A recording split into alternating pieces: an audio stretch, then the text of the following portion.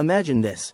You walk into a car dealership, ready to test drive that shiny new car you've been dreaming about. You haven't even sat in the driver's seat yet, and suddenly the salesperson leans in with a clipboard and says, "I'll just need your social security number before we can move forward." Now pause for a second. Why on earth would they need that? You haven't agreed to buy anything. You haven't applied for financing. You're literally just here to check out a car. But because the person in front of you looks official, maybe even wearing a shirt with the dealership logo and a reassuring smile, you start to wonder if this is just standard procedure. This is where many car buyers make their first big mistake. They hand over the most sensitive piece of information they own, their social security number, without realizing why the dealership really wants it. And once that number is in the dealership's hands, things move fast. Credit pulls, payment plans, and financing options you never asked for suddenly appear on the table. Today, we're breaking down one of the most common tactics dealerships use to gain control over your buying process. We're going to uncover exactly when you should provide your SSN, when you absolutely should not, and how to protect yourself from being manipulated. By the end of this, you'll know more about dealership finance games than most people working in sales. The pushy tactic some local dealerships use. Let's start with a real-life example. A woman goes with her friend to a dealership, just to browse and test drive. The moment they sit down to talk numbers, the salesperson insists they need her social security number. Not for financing, not for taxes, just for identification purposes. Sounds official, doesn't it? The salesperson even reassures her, "We do this all the time," but when she refuses, things suddenly get tense. The tone shifts from friendly to pushy. She feels cornered, so instead of caving, she walks out. Smart move. The very next dealership they visit? Totally different story. They ask her for a driver's license to copy before the test drive, normal procedure. But not once do they bring up her SSN. So why did the first dealership push so hard? Because this is a tactic. One designed to get you comfortable with giving up private information long before you need to. It's like a magician distracting you with one hand while the other hand is already pulling a trick out of the hat. The truth is, there are only two legitimate reasons a dealership should ever ask for your SSN. Anything else? That's pressure, manipulation, or ignorance on their part.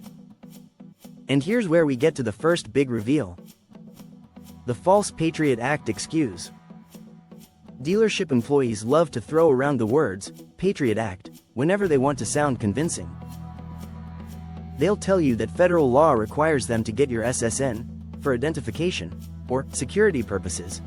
They may even nod while saying it, like they're letting you in on a government secret. But here's the catch. The Patriot Act does not require car dealerships to run your credit or demand your SSN for identification. That's a flat-out myth. What they're really mixing up is something called OFAC compliance. OFAC stands for the Office of Foreign Assets Control. Every dealership in the United States must perform an OFAC check whenever a transaction is made. That part is true. But the check doesn't require your SSN. It only requires your name, and sometimes your address. So when a salesperson insists the Patriot Act means they need your social, that's your first sign they either don't know what they're talking about, or they're deliberately trying to trick you into giving them permission to pull your credit. And let me tell you, once they have that number, things start moving very quickly behind the scenes. The legit scenarios. So when should you provide your social security number? Believe it or not, there are only two valid situations. First, if you're paying more than $10,000 in actual cash for a vehicle. And yes, the IRS considers physical bills, money orders, cashier's checks, and traveler's checks as cash, up to a point. Once your payment crosses that $10,000 mark in physical funds, the dealership must file an IRS 8300 form. That form requires your name, address, taxpayer identification number, which is your SSN, date of birth, and occupation. It's not optional, it's a federal requirement designed to fight money laundering. Dealers have 15 days to file it, and if they don't, they risk fines and penalties. Second, if you're applying for financing through the dealership. In that case, your SSN is needed to run a credit report and shop your application to lenders. This is the one most people expect, and it's perfectly legitimate. That's it.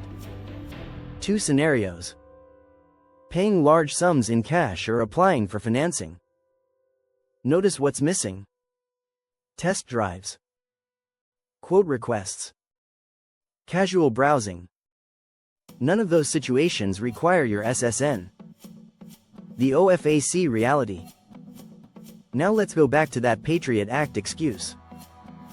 The real compliance check dealers are supposed to run is the OFAC check. Here's how it works. The dealership enters your name into the government's Specially Designated Nationals, SDN, list. This is basically a list of people who aren't allowed to do business in the United States due to terrorism ties, money laundering, or other sanctions. The check takes about 2 seconds. You could literally do it yourself at home by going to the government's OFAC website and typing your own name in. And the kicker? It does not require your SSN. Dealerships know this. Managers know this. Finance offices know this. So when they claim they need your SSN for identification, or because of the Patriot Act, what they're really doing is setting the stage for the next move: pulling your credit. The hidden motive. Here's the truth. Dealerships love to sell based on monthly payments. If they know your credit score early, they can tailor the deal to fit what the bank will allow. That way, instead of negotiating the price of the car, you're negotiating whether you can afford the payment they show you. It's a clever psychological trick. People are far more likely to agree to $499 a month than to challenge the total cost of the car. And if the dealership already knows your credit situation, they can structure the numbers in a way that locks you into a deal that favors them. That's why they push for your SSN early. Not because the Patriot Act requires it. Not because they need it for identification. But because it gives them the power to control the terms of the deal before you even realize what's happening. Think about it. If they can frame your budget around monthly payments, they can stretch out loan terms, add hidden fees, and still make it look like you're getting a good deal. And most buyers won't even notice, because they've already handed over the key piece of information that makes this possible. Protecting yourself. So how do you stop this from happening? Simple. You push back. If a salesperson asks for your SSN, just for ID, you calmly tell them, "I know you're required to run an OFAC check, and that only needs my name and address. You don't need my social security number for that." If they keep pushing, that's your cue to leave. No dealership deserves your business if they can't respect your privacy. Here's a line you can keep in your back pocket. I'm not authorizing any credit pulls. If you insist on needing my social security number right now, I'll take my business somewhere else. 9 times out of 10, that ends the conversation. Because the truth is, dealerships know you're right. They just hope you don't. The worksheet trap. Now let's talk about the next trick, the worksheet. When you sit down to talk numbers, the dealership will often hand you a quote worksheet. This is a piece of paper that shows potential payments, down payments, and trade-in values. On the surface, it looks harmless. But the fine print is where the danger hides. Some worksheets sneak in a line that says by signing, you authorize the dealership to pull your credit and verify your employment. Sometimes they even slide in language about contacting you through email or text. If you're paying cash, or if you're financing through your own bank, you do not want to give them permission to run your credit. So here's what you do. Cross out that line, put your initials next to it, and only sign for the parts you agree with.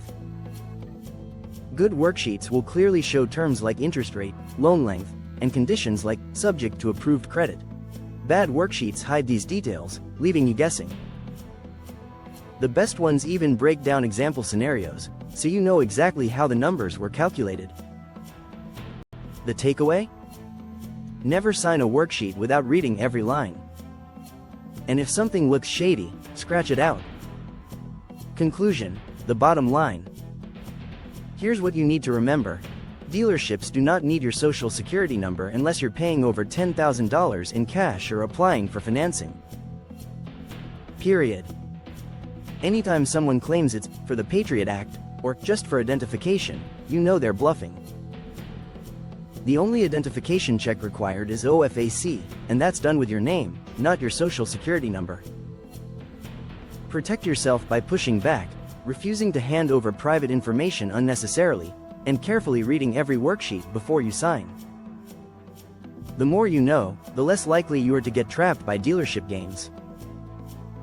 And trust me, this is just the beginning. Because while the SSN tactic is one of the most common tricks dealerships use, it's far from the only one. In fact, some of the biggest money-making strategies happen later in the finance office, where products and fees you never asked for get quietly added to your contract. So hit that like button, subscribe if you haven't already, and turn on notifications, because next time, we're diving into the hidden add-ons that can cost you thousands if you don't catch them in time. Until then, protect your information, protect your wallet, and always remember, the smartest buyer in the room is the one who knows the game before it even starts.